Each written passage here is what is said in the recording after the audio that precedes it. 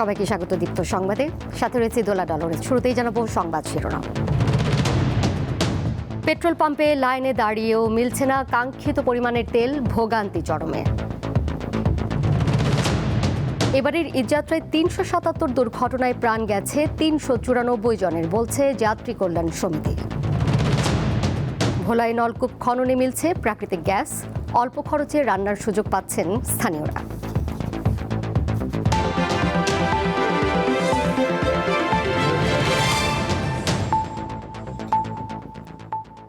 রাজধানীর ফিলিং স্টেশনগুলোতে যানবাহনের ভিড় লেগেই থাকছে। সময় যত গড়ায় ততই লম্বা হয় লাইন। তারপরও অনেক চালক তেল পাচ্ছেন না। গ্রাহকের ভিড়ের কারণে বন্ধ রাখা হচ্ছে কোনো কোনো পাম্প। ২৮ ফেব্রুয়ারি যুক্তরাষ্ট্র ও ইসরায়েল ইরানের যৌথ হামলা শুরুর পর মধ্যপ্রাচ্যে যুদ্ধ ছড়িয়ে পড়ে। ফলে অস্থির হয়ে ওঠে জ্বালানি তেলের বৈশ্বিক বাজার। এর প্রভাবমুক্ত থাকতে পারেনি বাংলাদেশ। সরকারের পক্ষ থেকে তেলের ঘাটতি নেই বললেও বাস্তব চিত্র ভিন্ন। পাম্পে অপেক্ষা করতে হয় ঘন্টার পর ঘন্টা, তারপরও অনেকে তেল পাচ্ছেন না। সোমবারও রাজধানীর ফিলিং স্টেশনগুলোতে ভোর থেকে তেলের জন্য অপেক্ষা করেন বহু মানুষ। 4 ঘন্টা 5 মিনিট হলো এখানে দাঁড়ানো, এখনো তেল পাই নাই, পাবো আর কি। জাহাঙ্গীর থেকে ভোর 6টায় আনবাজে 10টা 20, তো এই যে তেল যদি না পাইতে আমরা তো একটা ভোগান্তি হয়ে যেতেছে। শেষ পর্যন্ত আলহামদুলিল্লাহ পেয়েছি। এটা তো শুধু বাংলাদেশের জন্য, এটা ম্যাক্সিমাম বিশ্বে যুদ্ধের জন্য তেলের একটু সংকট, এটা কষ্ট আমাদেরকে মেনে নিতেই হবে। সবচেয়ে বেশি ভোগান্তিতে পড়ছেন রাইড শেয়ার চালকরা। তাদেরই একজন বাড্ডার বাবুল মণ্ডল। ওই এলাকায় তেল না পেয়ে এসেছেন বিজয় সরণিতে। এটার উপরে আমাদের কর্মসংস্থান, এটা দিয়ে আমরা সব কিছু দিয়ে চলি। মানে এইখানে আমাদের যদি এখন তেল না পাই, আমরা ঠিক মতন চলাটা খুব কষ্ট হয়ে যেতেছে। আমরা যেহেতু রাইড শেয়ার করি, বুঝছেন, আমাদের যদি ঠিক মতন তেল না পাওয়া যায়, সেই ক্ষেত্রে আমাদের ফ্যামিলি চালাইতে খুব সমস্যা হয়ে যায়। তেল নিতে নিতে তো অর্ধেক দিন শেষই, তারপরে আবার জ্যাম জট আছে, আমরা খুব ইয়েতেই আছি, একটু অসুবিধার ভিতরে আছি আর কি। তেল দিতে না পেরে অনেক পাম্প বন্ধ রাখছেন মালিকরা। বলছেন পর্যাপ্ত সরবরাহ নেই। এই অবস্থায় ঘটছে অপ্রীতিকর ঘটনা। সিরিয়ালে আছি, মানে ওরা বলছে তেল আসলে পরে তেল দিবে, এই জন্য আশায় আছি। অনেক কোন সময় আসে এটাও বলা যায় না। চাহিদা যে পরিমাণ, ওই পরিমাণ তেলটা এখন পাচ্ছি না। যেমন গতকালকে 22,500 পাইছি, তার আগে 22,500 লিটার পাইছি। তো এটা তেল আসার পরে যতক্ষণ পর্যন্ত তেল থাকে ততক্ষণ পর্যন্ত আমরা তেল সরবরাহ করি। পরিস্থিতির সুযোগে জ্বালানি তেলের অবৈধ মজুতের ঘটনা ঘটছে। সরকার অবশ্য এ বিষয়ে কঠোর অবস্থানে রয়েছে। দিলশাদানি, দীপ্ত সংবাদ, ঢাকা। রাজধানীর পাশাপাশি দেশের বিভিন্ন স্থানে জ্বালানি তেলের সংকট অব্যাহত রয়েছে। খাগড়াছড়ির জেলা ও উপজেলা শহরের বিভিন্ন এলাকায় ভোগান্তিতে পড়েছেন যানবাহনের চালক ও পর্যটকরা। জেলা শহরের পেট্রোল পাম্পে দীর্ঘ সময় লাইনে দাঁড়িয়েও মিলছে না কাঙ্ক্ষিত পরিমাণের তেল। একইভাবে বরগুনায় অকটেন পেট্রোল ও ডিজেলের সংকট রয়েছে। পটুয়াখালীতেও ডিপো থেকে মিলছে না চাহিদা অনুযায়ী জ্বালানি তেল। এতে অনেক স্থানে পাম্প বন্ধ রাখতে বাধ্য হচ্ছেন মালিকরা, আর যেগুলো খোলা রয়েছে সেখানে রয়েছে দীর্ঘ লাইন। বাসায় থেকে আসতে তেল নিয়ে, কিন্তু এখানে চট্টগ্রাম থেকে খাগড়াছড়ি, মানিকছড়ি, এমন জায়গা নাই যে আমরা খুঁজি নেই, কোনো জায়গায় তেল পাচ্ছি না। সাজাগা যাচ্ছে পাচ্ছি না, আপনার সাজাগ, তারপর দিঘি নালা, কোনো দিকে আমাদের যাওয়া হচ্ছে না। আমরা বাসা থেকে আসছি, আবার বাসা ব্যাক করতে হচ্ছে। তেল এক জায়গায় পাওয়া গেছে, এখানে প্রায় 200 জনের উপরে সিরিয়াল ধরে তেল নিতে হচ্ছে। আর তেল মাত্র পাওয়া যাচ্ছে 1 লিটার। আর 1 লিটার তেল আমরা কোথায় যাবো? খাগড়াছড়িতে করতে পারবো না। অক্টেনও পাওয়া যায় না, ডিজেলও পাওয়া যায় না। এই জন্য কিছু অক্টেন আর ডিজেল নিয়ে আসলে এখানে তেল পাই নাই, এখন হচ্ছে ভয় লাগতেছে মাঝপথে যদি গাড়ি বন্ধ হয়ে যায়। সরকার নাকি বলেছে যে তেলের কোনো সমস্যা নাই, তো সেই আশা অনুসারে আমরা আসছিলাম এখানে পাম্পে যে তেল পাবো, তেল নিয়ে আমরা বিয়ের অনুষ্ঠানে যাব। কিন্তু এই যে একটা বিপদ এখন আমরা সম্মুখীন হইলাম, এখন আমরা কি করব? তেল কোথায় পাবো? যাচ্ছি পরের প্রসঙ্গে। জাতীয় সংসদের সাউন্ড সিস্টেম অকেজো হওয়ার পেছনে নাশকতা থাকতে পারে বলে সন্দেহ প্রকাশ করেছেন চিফ হুইপ নুরুল ইসলাম মনি। দুপুরে জাতীয় সংসদ সচিবালয়ের ক্যাবিনেট কক্ষে সংসদ কমিটির দ্বিতীয় বৈঠক শেষে সাংবাদিকদের তিনি কথা জানান। চিফ হুইপ বলেন, 5 আগস্টের ঘটনা প্রবাহে সংসদের সাউন্ড সিস্টেমে স্যাবোটেজ বা নাশকতা হয়ে থাকতে পারে। প্রথম অধিবেশনেই প্রধানমন্ত্রীকে হ্যান্ডমাইকে কথা বলতে হয়েছে উল্লেখ করে তিনি বলেন, যা নজিরবিহীন ও রহস্যজনক। এই ঘটনা অনুসন্ধানে গঠিত তদন্ত কমিটি 2 এপ্রিল প্রতিবেদন জমা দেবে।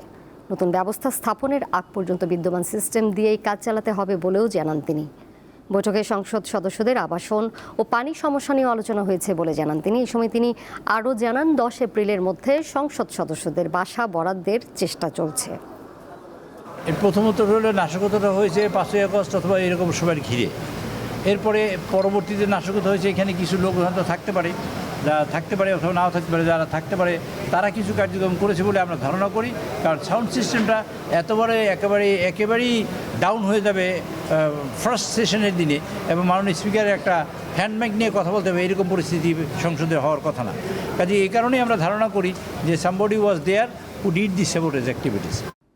ফ্যামিলি কার্ড ও কৃষক কার্ডের পর এবার ক্রীড়া কার্ড উদ্বোধন করলেন প্রধানমন্ত্রী তারেক রহমান। আজ 129 খেলোয়াড়ের হাতে কার্ড, মেডেল ও সম্মাননা তুলে দিয়েছেন তিনি। শিগগিরই আরও 500 জনকে এই কার্ড দেওয়া হবে। পেশাদার খেলোয়াড়দের রাজনীতিতে না জড়ানোর আহ্বান জানিয়েছেন প্রধানমন্ত্রী। দেশের ক্রীড়াবিদদের পাশে থাকার সিদ্ধান্ত নিয়েছে বর্তমান সরকার। এরই অংশ হিসাবে সোমবার চালু করা হলো ক্রীড়া কার্ড। 2025 সালে আন্তর্জাতিক পর্যায়ে পদকজয়ী 129 জনের হাতে কার্ড তুলে দিলেন প্রধানমন্ত্রী তারেক রহমান। স্বর্ণ পদক জয়ীকে 3 লাখ টাকা, রৌপ্য পদক জয়ী 2 লাখ ও ব্রোঞ্জ জয়ীকে দেওয়া হয় 1 লাখ টাকা। এরপরে আসবে নীলুফা ইয়াসমিন নীলা। প্রধানমন্ত্রীর কার্যালয়ে শাপলা হলে এই কার্ড উদ্বোধনের পর সোনালী ব্যাংকের অনলাইন সিস্টেমের মাধ্যমে প্রত্যেক খেলোয়াড়ের মোবাইল ফোনে 1 লাখ টাকা পৌঁছে যায়। প্রতি মাসে তারা এই টাকা পাবেন, তবে 4 মাস পর পর তালিকা হালনাগাদ করা হবে। প্রত্যেককে জানাই আমার আন্তরিক শুভেচ্ছা এবং অভিনন্দন। অনুষ্ঠানে প্রধানমন্ত্রী জানান শিগগিরই আরো কয়েকশো খেলোয়াড়ের হাতে এই কার্ড তুলে দেওয়া হবে। ক্রীড়াকে পেশা হিসেবে প্রতিষ্ঠিত করার জন্য আমরা এর মধ্যেই বর্তমান সরকারের মধ্যেই অনেকগুলো পরিকল্পনা বা কর্মসূচি হাতে নিয়েছে। খেলোয়াড়দের পেশাদারত্ব ধরে রাখতে তাদেরকে রাজনীতির বাইরে থাকার কথা বলেন প্রধানমন্ত্রী। আপনাদের প্রতি খেলোয়াড় বন্ধুরা, আপনাদের সকলের প্রতি আমার একান্ত আহ্বান, একান্ত অনুরোধ, পেশাদার খেলোয়াড়ি জীবনে আপনারা কোনো রাজনৈতিক দল বা গোষ্ঠীর প্রতিনিধি নন বা হবেন না দয়া করে, বরং ক্রীড়া নৈপুণ্য দিয়ে দেশের প্রতিনিধি হয়ে উঠবেন আপনারা। দেশের জন্য সম্মান বয়ে নিয়ে আসবেন, গৌরব বয়ে নিয়ে আসবেন আপনারা। তিনি জানান ক্রীড়া প্রতিভা অন্বেষণের লক্ষ্যে আগামী মাসে সিলেট থেকে নতুন করে স্পোর্টস চালু হচ্ছে। 30 এপ্রিল সিলেট থেকে আমরা শুরু করতে যাচ্ছি নতুন করে স্পোর্টস, এবং একই সাথে ইনশাল্লাহ এটা সারা দেশে শুরু হবে। 7টা খেলা আমরা ডিসাইড করেছি। এই 7টা খেলায় কারা পারদর্শী, ধীরে ধীরে সেই প্রতিভাবানদেরকে আমরা বের করে নিয়ে আসব। বাংলাদেশ ক্রিকেট বোর্ড বিসিবি স্বনির্ভর হওয়ায় ক্রিকেটাররা ক্রীড়া কার্ডের বাইরে থাকবেন। এরপরে ঘরের ভেতরে না, ইনশাল্লাহ খেলার মাঠে দেখা হবে। মোহাম্মদ হাসিব, দীপ্ত স্পোর্টস, ঢাকা। স্পিকার হাফিজউদ্দিন আহমদের সহধর্মিণী দিলারা হাফিজের জানাজা সম্পন্ন হয়েছে। এতে অংশ নেন প্রধানমন্ত্রী তারেক রহমান। এ সময় মরহুমার কফিনে পুষ্পস্তবক অর্পণ করেন প্রধানমন্ত্রী। সোমবার দুপুরে সংসদ ভবনের দক্ষিণ প্লাজায় জানাজা অনুষ্ঠিত হয়।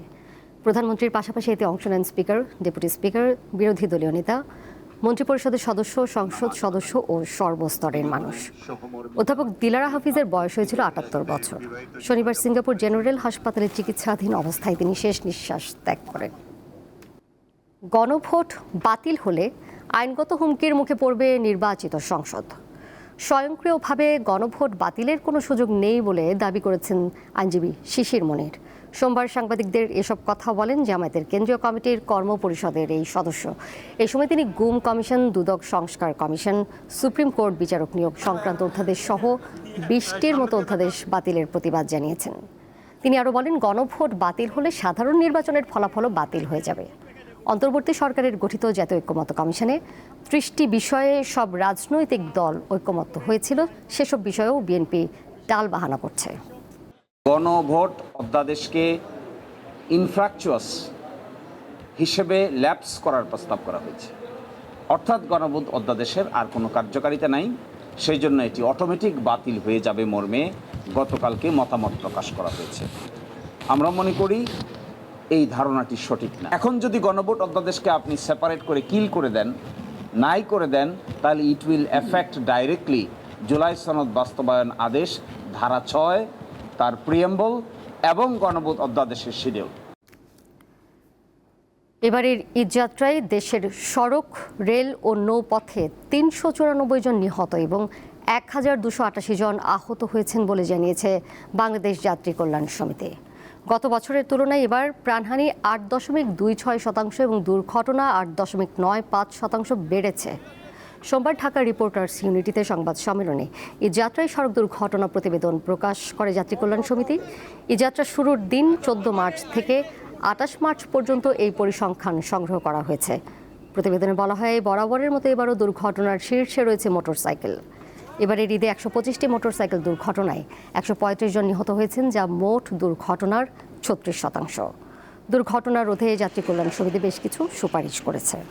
পবিত্র ঈদুল ফিতরে দেশের সড়ক মহাসড়কে 346টি সড়ক দুর্ঘটনায় 351 জন নিহত হয়েছে, 1046 জন আহত হয়েছে। বিগত বছরের সাথে তুলনা করলে এবারের ঈদে সড়ক দুর্ঘটনা 8.95%, প্রাণহানি 8.26%, আহত 21.05% বেড়েছে। এবারে কেওয়াই স্টিল চট্টগ্রাম সংবাদ।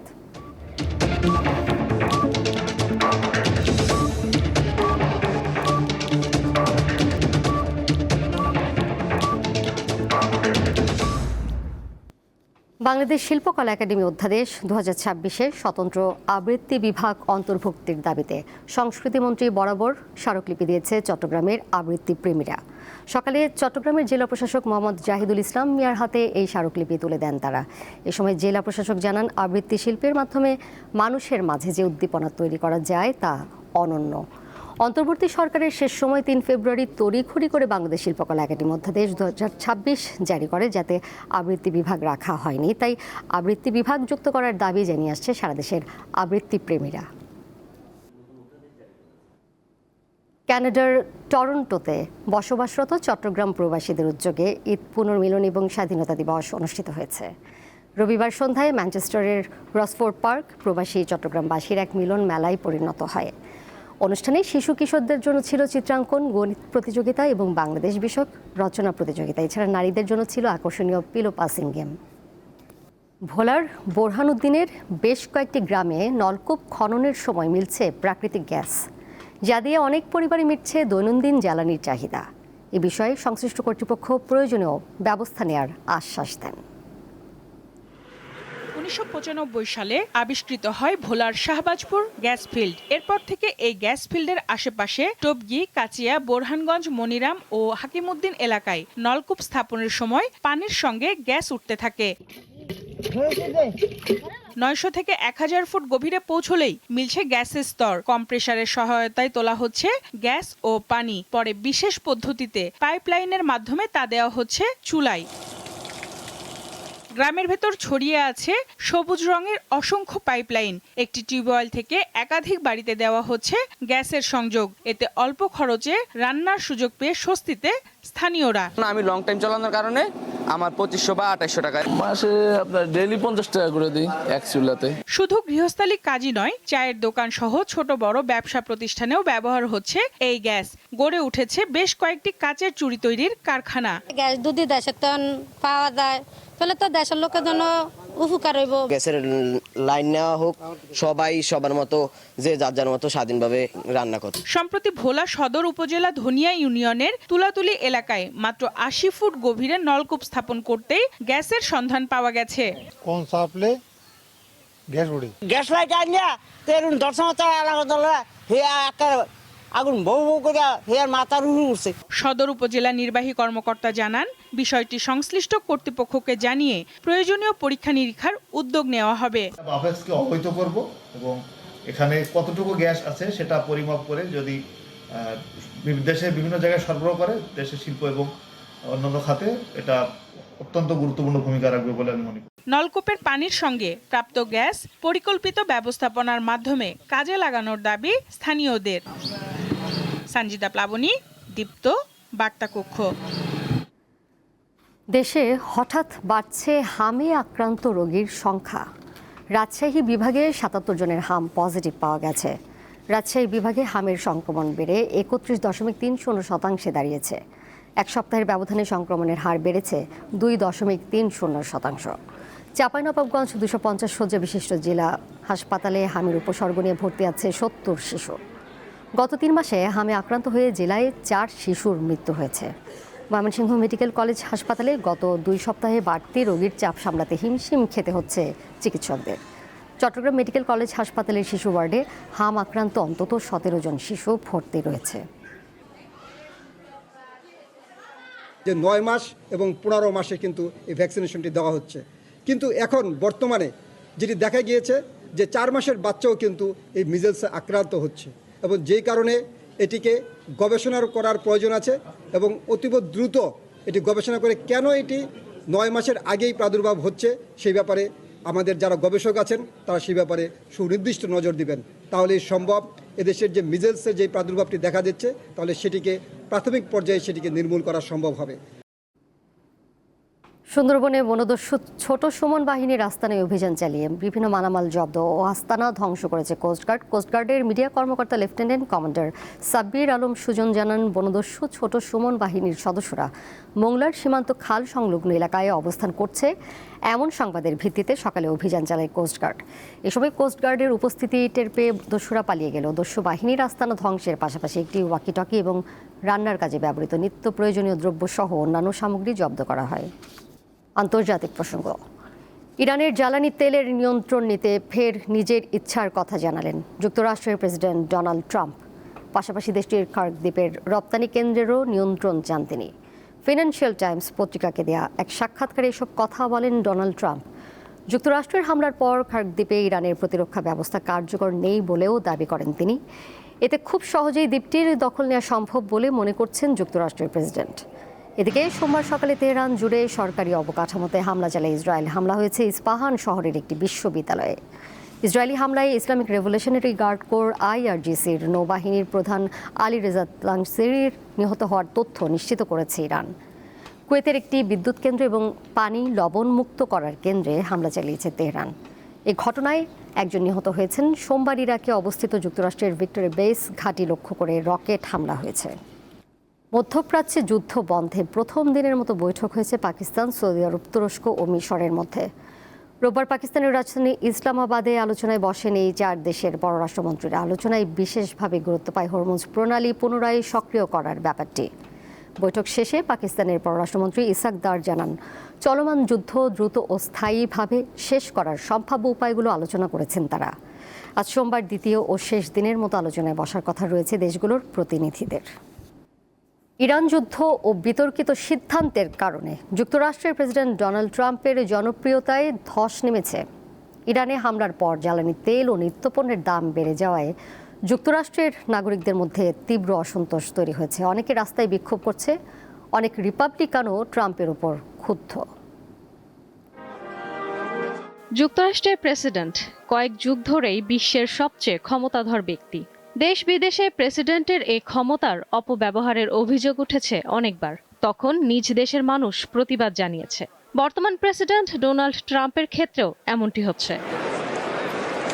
দ্বিতীয় মেয়াদে ক্ষমতায় এসে আমদানি করা পণ্যে অতিরিক্ত শুল্ক আরোপ, অভিবাসীদের ধরপাকড়, ভেনেজুয়েলার প্রেসিডেন্টকে তুলে নেয়া এবং সবশেষে নির্বাহী ক্ষমতায় ইরানে হামলা চালিয়ে ব্যাপক সমালোচনার মুখে পড়েন ট্রাম্প। ইরানে ইসরায়েল ও যুক্তরাষ্ট্রের হামলা এবং মধ্যপ্রাচ্যে ছড়িয়ে পড়া যুদ্ধের কারণে যুক্তরাষ্ট্র সহ বিশ্বের প্রায় সব দেশেই জ্বালানি তেলের দাম বেড়ে গেছে। একই সঙ্গে বেড়েছে জীবনযাত্রার ব্যয়, ফলে ক্ষুব্ধ যুক্তরাষ্ট্রের নাগরিকরা। এই অবস্থায় ডোনাল্ড ট্রাম্পের জনপ্রিয়তায় ধস নেমেছে। রয়টার্সের এক জরিপে দেখা গেছে তার জনপ্রিয়তা সর্বনিম্ন পর্যায়ে পৌঁছেছে। বিশেষ করে অর্থনৈতিক ব্যবস্থাপনা ও বৈদেশিক নীতির ক্ষেত্রে ট্রাম্পের নেয়া সিদ্ধান্তগুলো জনগণের মধ্যে তীব্র অসন্তোষ তৈরি করেছে।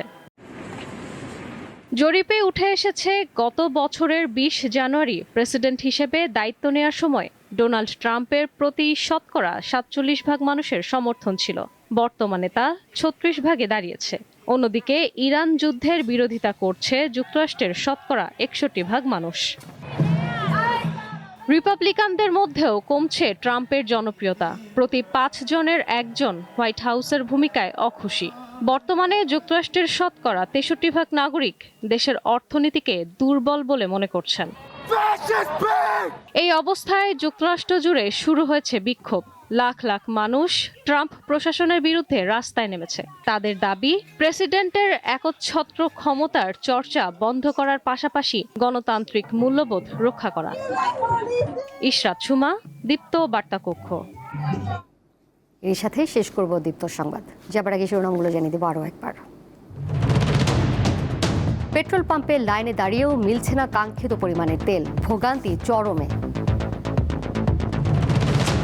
এবারের ঈদযাত্রায় ৩৭৭ দুর্ঘটনায় প্রাণ গেছে ৩৯৪ জনের, বলছে যাত্রী কল্যাণ সমিতি। ভোলায় নলকূপ খননে মিলছে প্রাকৃতিক গ্যাস, অল্প খরচে রান্নার সুযোগ পাচ্ছেন স্থানীয়রা।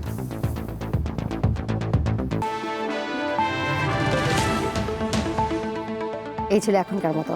পরের সংবাদ দেখবেন সন্ধ্যা ৬টা ৪০ এছাড়াও আরও তথ্য এবং বিনোদনের নানা খবর জানতে যুক্ত থাকুন দীপ্ত ডিজিটাল প্ল্যাটফর্মে। ধন্যবাদ সবাইকে এতক্ষণ সাথে থাকার জন্য।